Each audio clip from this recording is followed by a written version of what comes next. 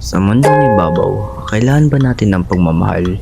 Tulad ng pagmamahal sa iyong pamilya, pagmamahal sa kapwa, pagmamahal sa iyong crush, or pagmamahal sa Diyos. Ano nga ba?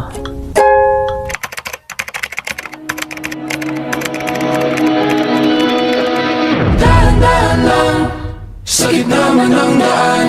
Mga saglit na inilikha, kakaibang tama nang sinag sa iyong kutis na kayo manggiyosan ba ako dinadala? Bawat ngiti biglang nabura, iyong naipinta.